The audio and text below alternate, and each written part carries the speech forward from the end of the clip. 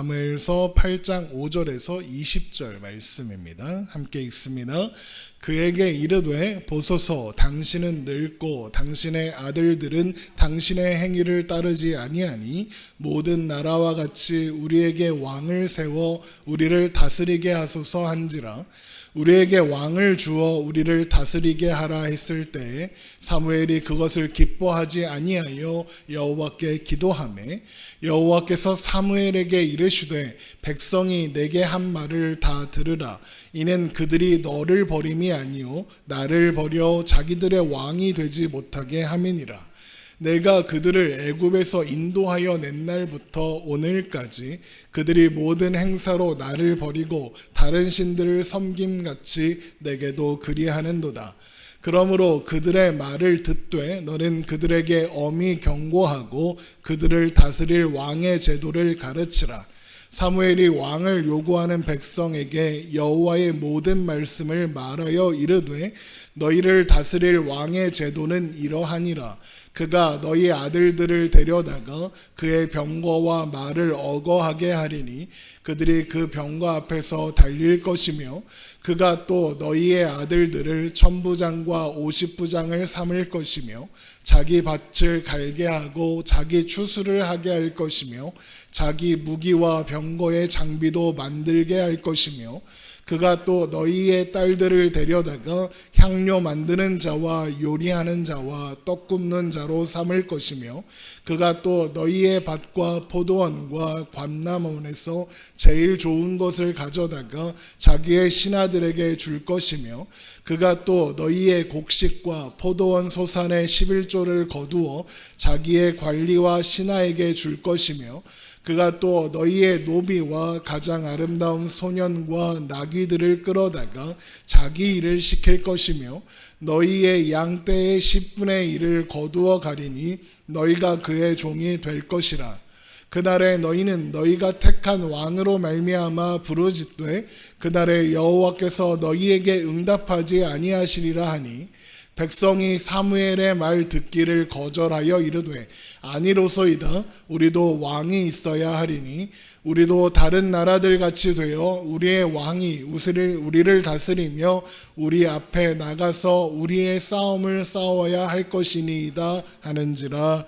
아멘. 오늘도 살아계신 하나님 앞에 기쁨과 감사로 예배하는 우리가 되기를 주님의 이름으로 축원합니다. 오늘부터는 열왕기상의 말씀을 나누려고 합니다. 열왕기상을 한다고 하면서 왜 본문은 사무엘입니까? 라는 생각이 드셨을 텐데 본문을 읽어보시면서 이래서 본문이 사무엘상인가? 라는 생각을 하신 분도 있을 겁니다. 열왕기상을 들어가기 전에 그것의 전제와 또 배경을 알기 위해서 가장 적절한 본문을 찾다가 찾은 것이 사무엘의 이 말씀입니다. 오늘부터 살펴보려는 열왕기는 열왕기 상하를 통틀어서 열왕기라고 부릅니다.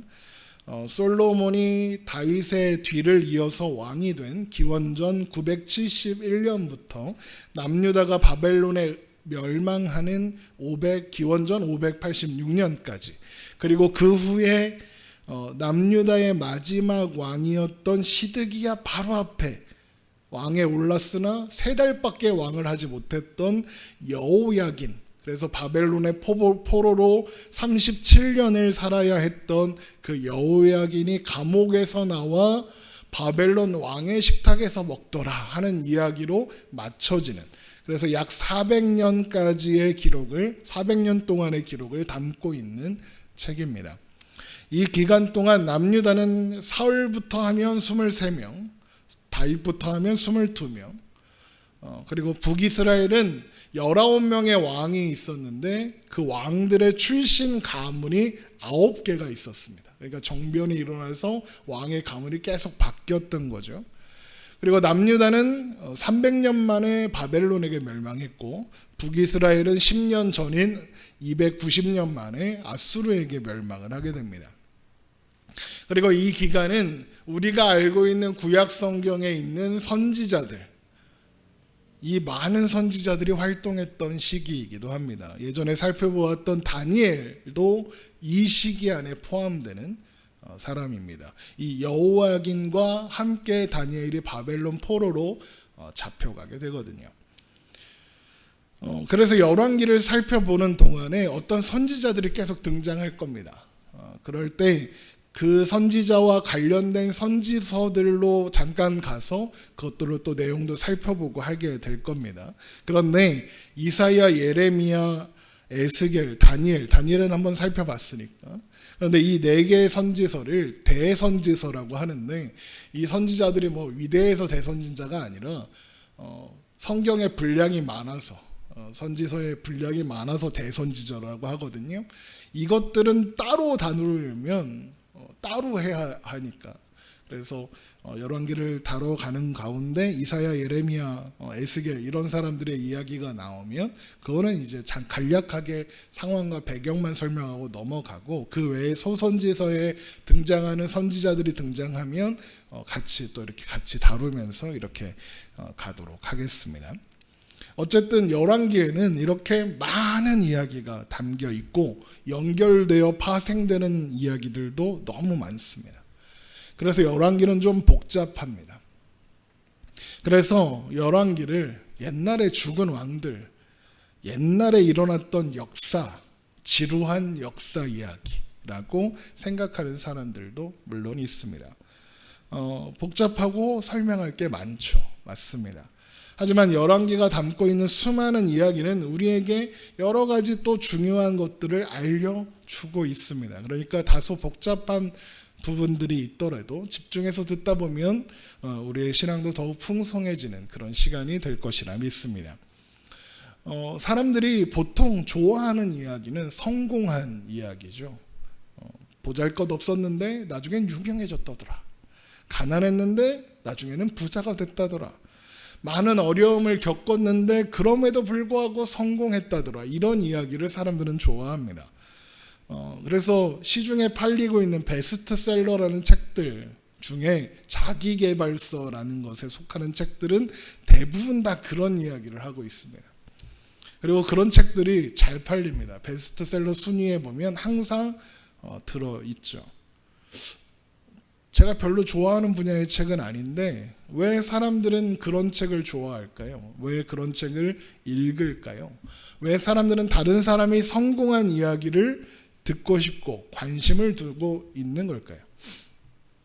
간단합니다. 나도 그 사람처럼 되고 싶어서 그럽니다.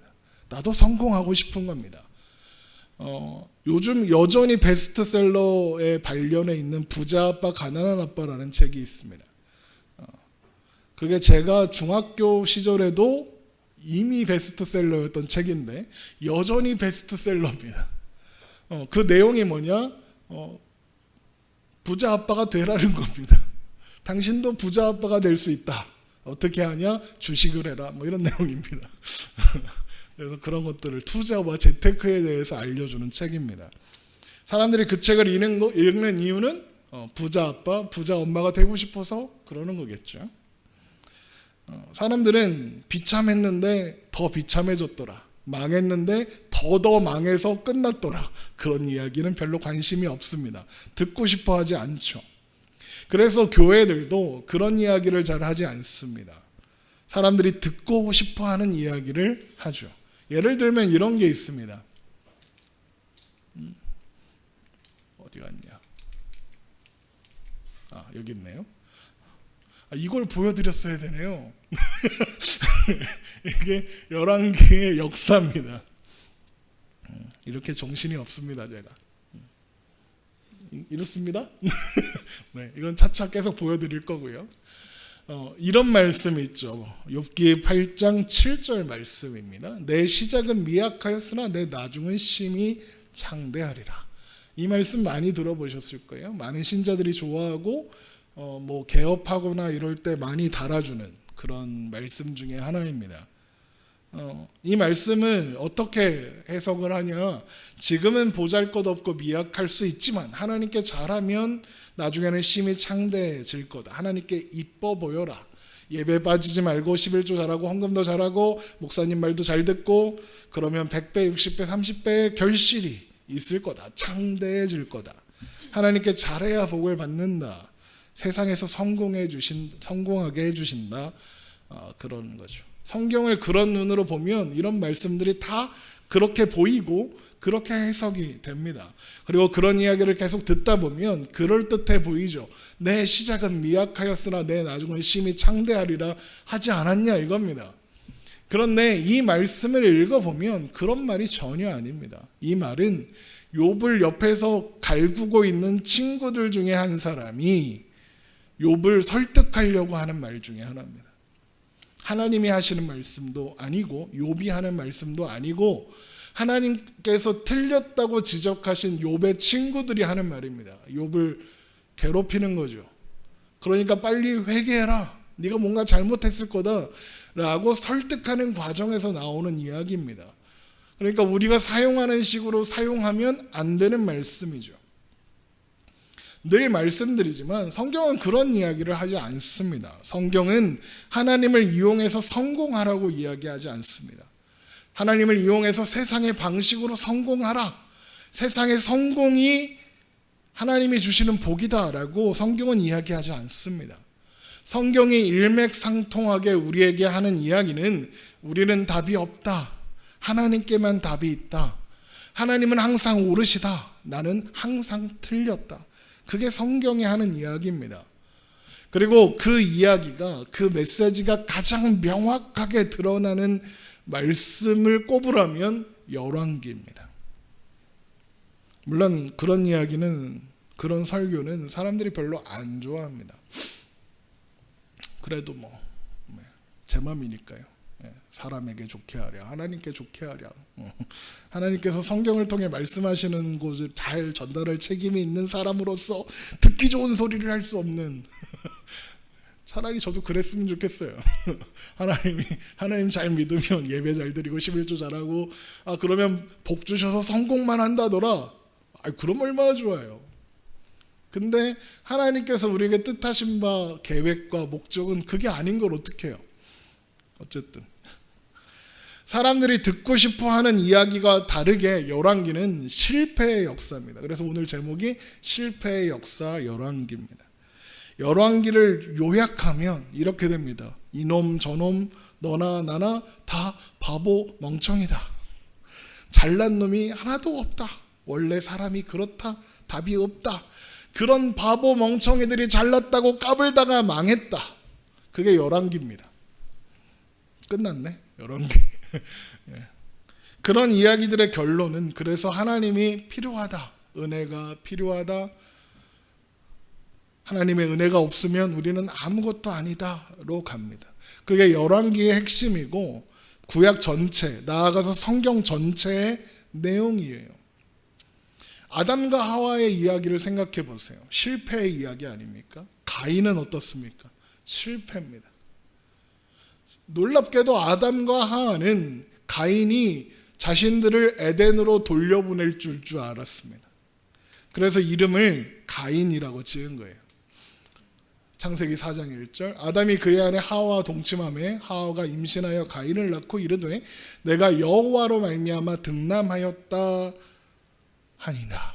이게 가인은 하나님께서 주셨다, 하나님께로부터 얻었다 이런 뜻입니다. 그러니까 이 가인이란 이름에 아담과 하와의 바람이 잔뜩 들여 있는 겁니다. 이 가인이 하나님께서 말씀하신 뱀의 머리를 밟고 우리에게 낙원을 회복시켜줄 여자의 후손, 그게 가인이구나라고 생각하고 기대를 걸었습니다. 그런데 가인이 그런 사람이었나요? 아니요. 동생 아벨을 죽였을 뿐만 아니라 멀리 떠나서 하나님을 대적하는 세력을, 하나님을 대적하는 민족을 세웠습니다. 그 후에는 또 어떤 거예요? 실패의 역사 계속되죠. 그래서 뭐가 옵니까? 홍수가 찾아옵니다. 그 홍수에서 살아남은 노아와 그의 가족들은 어떻나요? 그들은 성공했나요? 그들도 실패했습니다. 노아가 술 먹고 뻗어서 자다가 아들이 막 저주받고 떠나고 그러잖아요. 아들이 잘못하긴 했는데 노아는 뭐 잘했나요? 누가 술 취해갖고 뻘개벗고 누워있으래나? 노아의 후손들의 이야기도 결국엔 실패로 끝나요. 왜요? 노아의 후손들이 바벨탑을 지어요. 그래서 언어가 혼접해지고 사람들이 흩어지죠. 그리고 나서 누가 등장합니까? 아브라함이 등장합니다. 아브라함이 어떤 사람입니까? 믿음의 조상이죠.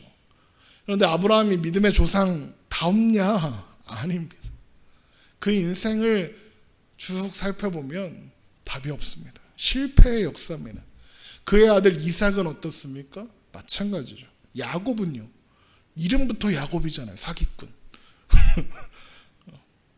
다 마찬가지입니다. 평생 실패를 거듭하며 삽니다. 요셉은요. 요셉도 마찬가지입니다. 총리가 됐으니까 뭐 성공한 거냐? 이렇게 생각할 수 있지만 실패의 역사를 살았습니다. 어쨌든 요셉 덕분에 기근의 위기를 넘기고 애굽에서 큰 민족이 이루어졌습니다. 그 다음엔 어떻게 됐죠? 애굽의 종이 되어 고통당합니다. 실패의 역사를 삽니다. 그런데 그런 실패의 역사 속에서 하나님은 그들에게 은혜를 베푸시죠. 실패했는데 은혜를 베풀 만한 무언가를 하지 않았는데 하나님께서 은혜를 베푸셨습니다. 그래서 모세를 부르셨습니다. 근데 모세가 어떤 사람입니까? 40살에 잘났다고 까불다가 실패한 사람입니다. 그리고 40년 동안 그냥 산 사람입니다. 그런 모세를 찾아가셔서 부르십니다. 그리고 이스라엘 백성들을 애굽에서 구원해내라 합니다. 그리고 가나안으로 인도하시죠. 그런데 가나안으로 이스라엘 백성들이 인도하는 여정이 어떻습니까? 맨날 불평하고 원망하는 역사입니다. 실패의 역사죠. 가나안 코앞에서 돌아서는 역사입니다. 40년을 광야를 헤매는 역사입니다. 그게 이스라엘의 형실이죠. 그래서 가나안에 어찌어찌해서 들어갔는데 어떻게 됩니까? 성공합니까? 계속 실패합니다. 그 역사가 사사기죠. 그런데도 이스라엘 백성들은 계속 실패하는데 하나님은 사사들을 보내셔서 그들을 구원하십니다. 그런데 그들은 어떤 결론에 도달하느냐? 우리가 왕이 없어서 이렇게 맨날 고생을 하는구나. 그래서 다른 나라들처럼 왕을 세워달라 하는 겁니다. 사무엘상 8장 4절입니다. 이스라엘 모든 장로가 모여 라마에 있는 사무엘에게 나아가서 그에게 이르되 보소서 당신은 늙고 당신의 아들들은 당신의 행위를 따르지 아니하니 모든 나라와 같이 우리에게 왕을 세워 우리를 다스리게 하소서 한지라. 이 사람들은 사무엘이 늙었고 그의 아들들이 사무엘처럼 하지 않으니 적당한 왕이 필요하다라고 하는 것 같습니다. 하지만 하나님은 이들의 속내가 무엇인지 정확하게 아시죠. 사무엘상 8장 7절 여호와께서 사무엘에게 이르시되 백성이 내게 한 말을 다 들으라. 이는 그들이 너를 버림이 아니요 나를 버려 자기들의 왕이 되지 못하게 함이니라. 내가 그들을 애굽에서 인도하여 낸 날부터 오늘까지 그들이 모든 행사로 나를 버리고 다른 신들을 섬긴 같이 내게도 그리하는도다. 이스라엘 백성들은 지금 자신들에게 왕이 없어서 문제다라고 그럽니다. 그런데 그들에게 왕이 없었느냐? 아니죠. 왕이 있었죠. 하나님이 왕이십니다. 왕이 시퍼렇게 살아있습니다. 이스라엘 백성들이 그걸 몰랐느냐? 하나님이 왕이신 걸 몰랐느냐? 잘 알고 있었습니다. 출애굽기 15장 17절 주께서 백성을 인도하사 그들을 주의 기업의 산에 심으시리이다. 여호와여 이는 주의 처소 삼으시려고 예비하신 것이라. 주여 이것이 주의 손으로 세우신 성소로소이다. 여호와께서 영원 무궁하도록 다스리시도다 하였더라. 이 말씀은 홍해를 건넌 이스라엘 백성들이 하나님을 찬양하는 내용입니다. 그러면서 뭐라고 합니까? 하나님께서 영원히 다스리십시오 그럽니다. 하나님이 왕이시다. 하나님이 우리를 다스리신다. 이렇게 고백한 겁니다. 다 알고 있습니다. 여러분, 하나님께서 다스리신다는 것은 하나님께서 책임지는 나라, 하나님께서 책임지는 공동체라는 뜻입니다. 하나님이 그러면 그 나라에 무엇을 주시겠습니까? 고통을 주시겠습니까? 온전한 자유와 평안을 주시겠죠. 인간의 힘과 권력으로 마음대로 좌지우지할 수 없는 그런 나라가 되게 하실 겁니다. 그런데 이스라엘 백성들이 어떻게 합니까? 끊임없이 하나님을 버립니다. 끊임없이 하나님을 배반합니다. 출애굽기로부터, 아니 그 이전으로부터 계속되어 온 이스라엘의 모든 죄의 모습이 쌓이고 쌓여서 나타난 것이 왕래나라 하는 겁니다. 그래서 누가 세워집니까? 사울이 왕으로 세워지죠. 그런데 사울이 어떻게 됩니까? 실패합니다. 그래서 다윗이 세워지죠. 뭐 다윗은 실패 안 했나요? 우리가 2018년부터 2020년 2년에 걸쳐서 사무엘서를 다 살펴봤어요. 설교 그거 한번 들어보세요. 됐다마니 했더라고요. 들어보세요. 다윗은 그 자체로 실패의 아이콘입니다. 열왕기를 시작하는 부분에서 다윗이 잠깐 나오는데 실패하는 다윗의 모습이 그대로 적나라하게 드러납니다. 그리고 이어서 왕이 된 솔로몬은 어떻습니까? 솔로몬 뭔가 대단한 것 같잖아요. 지혜의 왕이고 하나님께 지혜를 구하고, 그런데 솔로몬이 어떻게 됩니까? 자신의 지혜를 믿고 까불다가 망하는 겁니다. 그래서 어떻게 됩니까? 헛되고 헛되니 헛되고 헛되도다 그러는 겁니다. 솔로몬도 그 지경인데 그 이후의 왕들은 어떻겠습니까? 다 멍멍이판인 겁니다. 목사님 그래도 중간중간 괜찮은 왕들이 있지 않나요? 네, 맞아요. 괜찮아 보이는 왕들도 종종 등장합니다. 그런데 거기서 거깁니다. 꽤 괜찮아 보였던 왕 중에 제일 유명한 왕을 골라라 그러면 히스기야 뭐 이런 사람이 있을 겁니다. 히스기야가 어떤 사람입니까? 하나님이 네 살 날 며칠 안 남았다 그러니까 벽에 담벼락에 막 벽에다 머리 박아가면서 기도했더니 하나님이 생명을 늘려주셨더라. 이런 왕 아닙니까? 그런데 히스기야가 그 생명을 연장해 주었더니 하나님 히스기야가 뭔 짓을 합니까? 사신들이 왔는데 곡간 창고 다 열어 보이면서 이게 우리의 힘이다 이럽니다. 하나님이 니네 힘이지 왜 그게 니네 힘입니까? 히스기야도 그냥 그렇습니다. 그러니까 열왕기를 보다 보면 그런 이야기를 계속 보게 될 겁니다. 가끔 쓸만해 보이는 왕들이 등장해서 쓸만한 일을 하는 건 하나님께서 그들에게 은혜를 베푸신 결과이지 그들이 뭔가 남달라서 그랬던 게 아니라는 겁니다. 그놈이 그놈입니다. 그리고 그건 하루 이틀의 이야기가 아니죠. 이스라엘 역사 전체가 그랬습니다. 여호수아 24장 14절입니다. 그러므로 이제는 여호와를 경외하며 온전함과 진실함으로 그를 섬기라. 너희의 조상들이 강 저쪽과 애굽에서 섬기던 신들을 치워버리고 여호와만 섬기라. 만일 여호와를 섬기는 것이 너희에게 좋지 않게 보이거든 너희 조상들이 강 저쪽에서 섬기던 신들이든지 또 너희가 거주하는 땅에 있는 아모리 족속의 신들이든지 너희가 섬길 자를 오늘 택하라. 오직 나와 내 집은 여호와를 섬기겠노라 하니. 모세의 뒤를 이은 이스라엘의 지도자 여호수아가 가나안 땅에 입성하고 전쟁을 다 끝나고 죽을 때가 돼서 하는 말입니다. 하나님만 섬겨라. 결정해라 지금. 그러는 겁니다. 그래서 이스라엘 백성들이 뭐라고 대답합니까? 여호수아 24장 16절 백성이 대답하여 이르되 우리가 결단코 여호와를 버리고 다른 신들을 섬기기를 하지 아니하여오니 이는 우리 하나님 여호와께서 친히 우리와 우리 조상들을 인도하여 애굽 땅 종되었던 집에서 올라오게 하시고 우리의 목전에서 그 큰 이적들을 행하시고 우리가 행한 모든 길과 우리가 지나온 모든 백성들 중에서 우리를 보호하셨으며 여호와께서 또 모든 백성들과 이 땅에 거주하던 아모리 족속을 우리 앞에서 쫓아내셨음이라. 그러므로 우리도 여호와를 섬기리니 그는 우리 하나님이시니이다 하니라. 하나님께서 우리에게 이렇게 행하셨습니다. 그러니 당연히 하나님 믿어야죠. 당연히 하나님 섬겨야죠. 그러는 겁니다. 그랬더니 여호수아가 뭐라고 합니까? 못한다 그럽니다.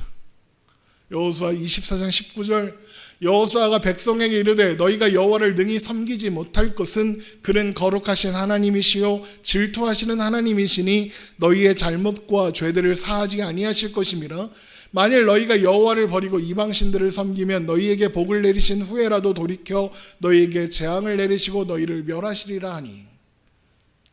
왜 못하냐? 하나님이 질투하는 하나님이라서 그렇답니다.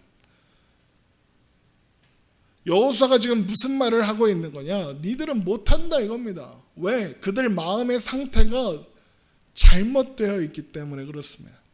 그들이 하나님을 섬기겠다, 섬길 수 있다라고 하는 건 하나님이 우리에게 좋은 분, 우리에게 유익한 분, 내가 원하는 걸 주는 분이라고 생각하기 때문이다 라는 걸 여호수아는 아는 겁니다.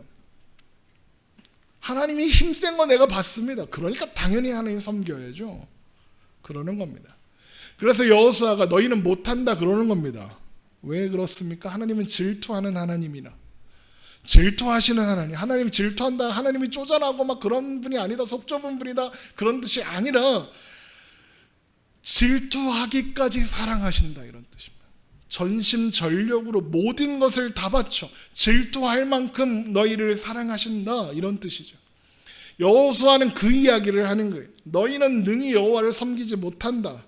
그분이 질투하시는 하나님이고 진노하시는 하나님이기 때문이다.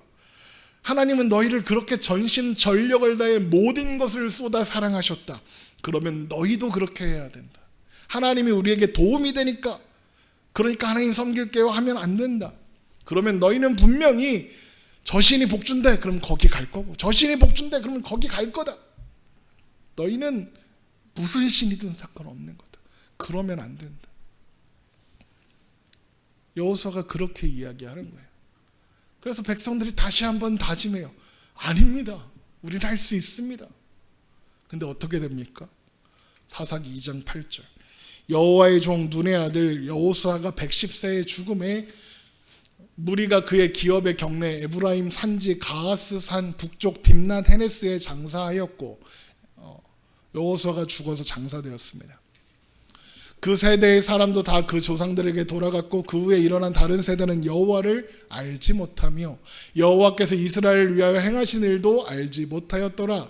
이스라엘 자손이 여호와의 목전에 악을 행하며 바알을 섬기며 애굽 땅에서 그들을 인도하여 내신 그들의 조상들의 하나님 여호와를 버리고 다른 신들 곧 그들 주위에 있는 백성의 신들을 따라 그들에게 절하며 여호와를 진노하시게 하였으되 곧 그들이 여호와를 버리고 바알과 아스타롯을 섬겼으므로.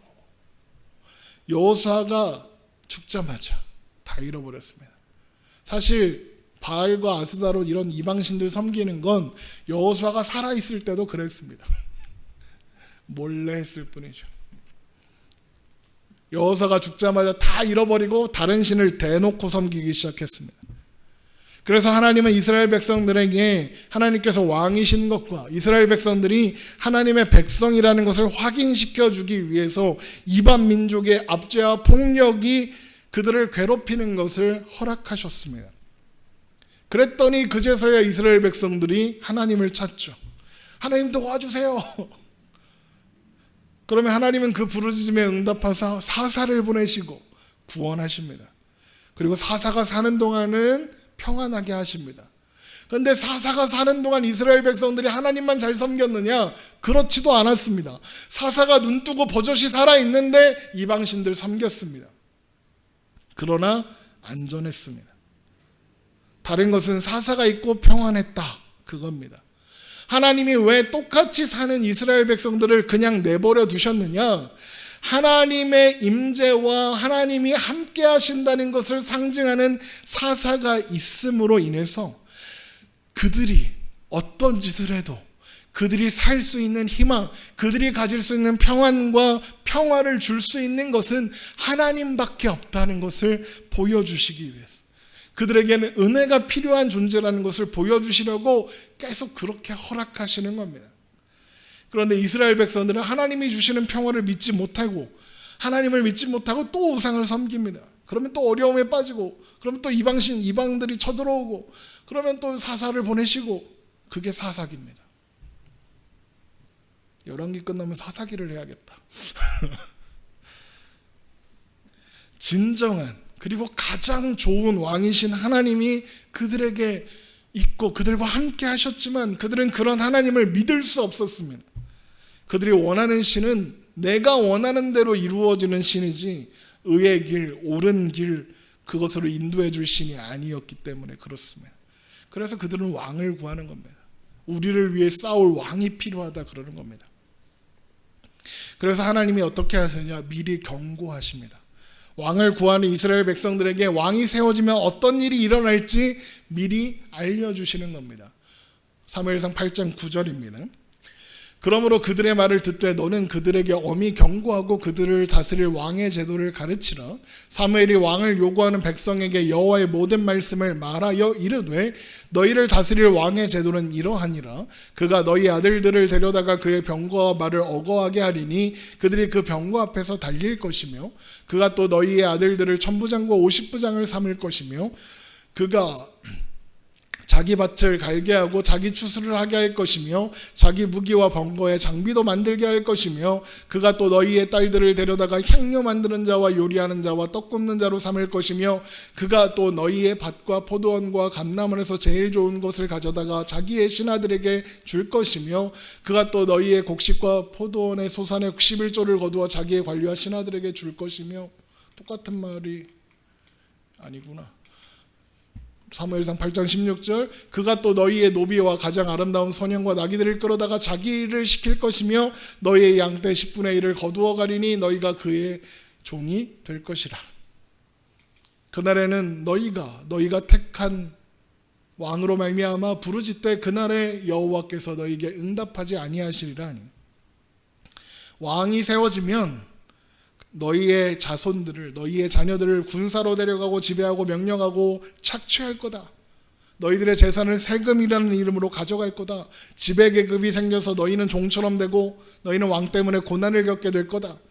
그들이 바라던 왕 때문에 힘들게 될 거다. 그러는 겁니다. 그러나 그때는 이미 늦는답니다. 하나님이 응답하지 않겠답니다. 무슨 말이냐? 하나님 저 왕 치워주세요 해도 왕 치워주지 않으실 거라는 겁니다. 왕을 그대로 내버려 두겠다는 겁니다. 그러나 이스라엘 백성들은 그래도 왕이 있는 게 좋겠습니다. 왕을 주세요라고 요구하죠.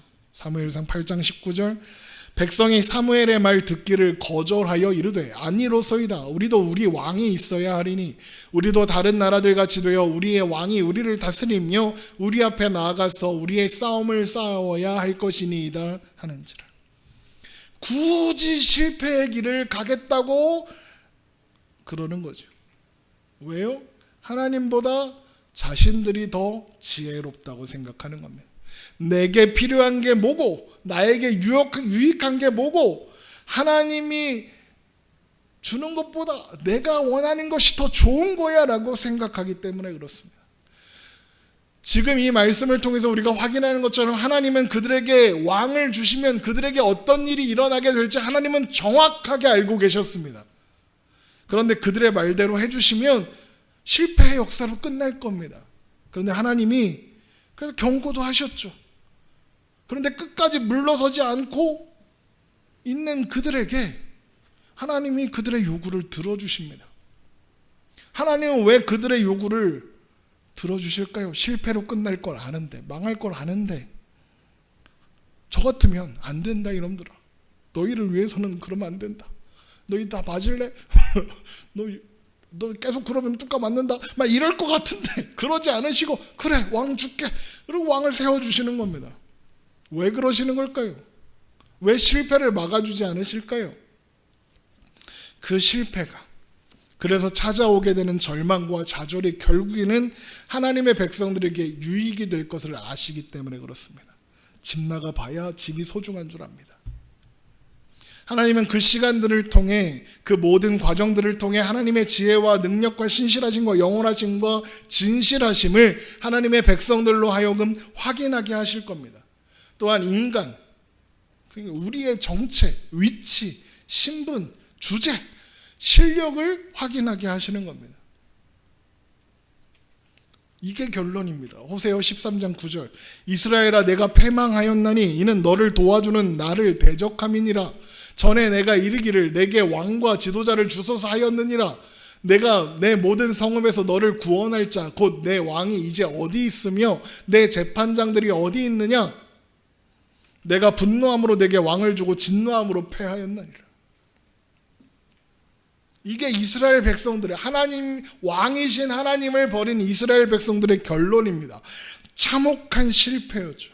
이제 그들을 구원할 왕이 없습니다. 이제 그를 전쟁에서 승리로 이끌어주고 그들을 위해 싸울 왕이 없는 겁니다.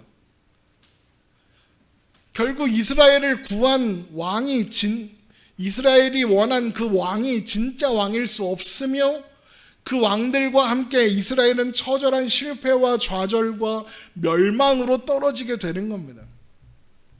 그런데 하나님이 그런 실패와 좌절 가운데 이스라엘 백성들을 그냥 내버려 두셨나요? 아닙니다. 그 실패가 하나님의 실패는 아니니까요. 이스라엘의 실패가, 하나님의 백성들의 실패가 하나님의 실패는 아니에요. 하나님의 실패의 시간을 보내는 하나님의 백성들에게 끊임없이 은혜를 선포하셨고 회복을 선포하셨습니다. 그리고 그 회복은 하나님께서 보내실 메시아를 통하여 이루어질 것이라고 약속하셨죠. 하나님은 그 모든 시간, 그 모든 과정을 통해서 그들에게 하나님의 은혜가 필요하고 하나님께서 보내실 메시아가 필요하며 우리에게는 답이 없다, 우리는 실패할 수밖에 없다는 것을 확인하고 또 확인하게 하셨습니다. 그래서 결국에는 하나님의 약속만을 붙잡고 기대하고 소망하게 하셨습니다. 여러분, 인간은 원래 그렇게 실패합니다. 실수합니다. 결국에는 절망밖에 남는 게 없습니다. 선악과 사건 이후로 인간은 늘 그래 왔습니다. 한 번도 제대로였던 적이 없습니다. 언제나 영원하신 통치자이신 하나님 대신 내가 옳다고 생각하며 살았습니다. 내가 좋은 거 생각하는 것을 구하며 살았습니다. 그래서 세상의 왕들을 섬기며 살았습니다. 우리는 세상적인 방법이 더 좋아 보입니다. 세상의 성공이 더 답같이 보입니다. 그래서 또 찾고 찾아다니죠. 가끔은 답을 찾은 것 같을 때도 있을 겁니다. 하나님 대신 의지할 것을 찾을 때가 있을 겁니다. 그것으로 만족하며 여기가 좋구나 하면서 머물 때도 있을 겁니다. 그러나 그 결과는 언제나 똑같을 겁니다. 실패, 좌절입니다.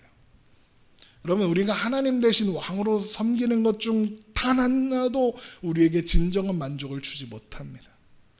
우리에게 영원한 평안과 기쁨을 줄 수 있는 것은 하나도 없습니다. 결국에는 또 다른 왕을 찾을 수밖에 없죠. 그리고 결국에는 칠흑같이 어두운 길을 홀로 걸어가는 두려움 속에 빠지게 되는 겁니다. 그래서 우리에게는 진짜 왕이 필요한 겁니다. 우리를 영원한 두려움으로부터 벗어나게 할 왕, 우리가 오늘의 발걸음, 우리에게 주어진 오늘 하루를 믿음으로 두려움 없이 내딛어 나아갈 수 있도록 하는 진짜 왕, 우리를 구원하고 우리를 보호하여 줄 진짜 왕이 필요합니다. 여러분, 어떻게 두려움으로부터 벗어날 수 있을까요? 성경은 온전한 사랑이 두려움을 내어 쫓는다라고 이야기합니다. 요한일서 4장 18절입니다. 사랑 안에 두려움이 없고 온전한 사랑이 두려움을 내쫓나니 두려움에는 형벌이 있음이라. 두려워하는 자는 사랑 안에서 온전히 이루지 못하였느니라. 우리를 두려움에서 자유하게 해줄 온전한 사랑, 그게 뭘까요? 요한복음 3장 16절이죠. 하나님이 세상을 이처럼 사랑하사 독생자를 주셨으니 이는 그를 믿는 자마다 멸망하지 않고 영생을 얻게 하려 하심이라. 우리를 위하여 죽기까지 순종하신 예수 그리스도의 사랑, 그 사랑만이 우리를 자유하게 합니다. 그래서 예수 그리스도 그분만이 우리의 참된 왕이십니다. 우리는 이것을 확인하고 또 확인하는 시간을 살아야 합니다. 실패의 역사를 사는 거죠. 이스라엘이라는 나라의 그의 백성들의 역사인 열왕기를 통해서 우리는 그것을 계속 확인할 겁니다. 그래서 우리에게는 하나님의 은혜가 필요하며 메시아가 필요하고 구원자가 필요하다는 것을 확인하고 또 확인하게 되겠죠. 그래서 하나님의 은혜의 보좌 앞으로, 십자가 앞으로 나아가게 될 겁니다. 여러분, 역사가 뭡니까? 오늘이 있게 한 과거죠. 그 시간이 없었다면 우리는 이 자리에 있을 수가 없습니다. 사람들은, 하나님을 알지 못하는 사람들은 역사가 그냥 우연이라고 생각합니다. 인간의 역사를 보면 어떤 사소한 이야기를 통해서도 역사의 대격변이 일어나기도 하니까요. 나라의 운명이 바뀌기도 하니까요. 그러나 하나님의 백성들의 시간 속에 우연은 없습니다. 하나님의 경륜과 섭리하심으로 하나하나 이루어 가시는 과정만 있을 뿐입니다. 옛날에 유행했던 드라마에서 장인이 한 땀 한 땀 만들어 옷처럼 우리를 한 땀 한 땀 만들어 가시는 겁니다. 역사의 주인이신 하나님께서 우리를 만들어 가시는 이야기, 그게 우리 각자에게 허락된 역사입니다. 그래서 우리는 성경에 기록된 이 역사의 이야기, 열왕기의 이야기를 통해서 하나님은 누구신가, 하나님은 어떤 분이신가 확인하고, 하나님은 우리에게 어떤 목적을 갖고 계시는가 확인하고, 또 나는 어떤 존재인가 확인하는 겁니다. 그리고 우리가 살아가는 순간순간 어떤 필요, 어떤 고민, 어떤 절박함들을 하나님이 어떻게 그 큰 흐름 안에서 해결하여 주시고 또 답을 알려주시는지 확인할 수 있습니다. 그 안에서 하나님의 자녀로 답을 찾을 수 있고 그 안에서 기쁨과 평안을 발견하고 누릴 수 있게 될 겁니다. 그리고 그 답은 언제나 예수 그리스도일 겁니다. 열왕기를 읽어가며 우리는 하나님의 하나님 되심을 바라보게 되고 하나님께서 역사를 통해서 보여주시는 큰 그림을 보게 될 겁니다. 부분 일어나는 사건들만 보면 이게 어떤 의미인지 이해하기 어렵습니다. 우리의 삶도 그렇죠. 하지만 하나님의 큰 그림 속에서 보면 그 사건들이 얽혀서 하나님의 하나님 되심이 드러나고 우리의 하나님 자녀됨이 드러나게 되는 일들이 되는 겁니다. 이사야 43장 1절입니다. 야곱아 너를 창조하신 여호와께서 지금 말씀하시느니라. 이스라엘아 너를 지으신 이가 말씀하시느니라. 너는 두려워하지 말라. 내가 너를 구속하였고 내가 너를 지명하여 불렀나니 너는 내 것이라. 내가 물 가운데로 지날 때에 내가 너와 함께 할 것이라. 강을 건널 때에 물이 너를 침몰하지 못할 것이며 내가 불 가운데로 지날 때에 타지도 아니할 것이요 불꽃이 너를 사르지도 못하리니 대저 나는 여호와 내 하나님이요 이스라엘의 거룩한 이요 내 구원자임이라. 내가 애굽을 너의 성량물로 구스와 스바를 너를 대신하여 주었노라.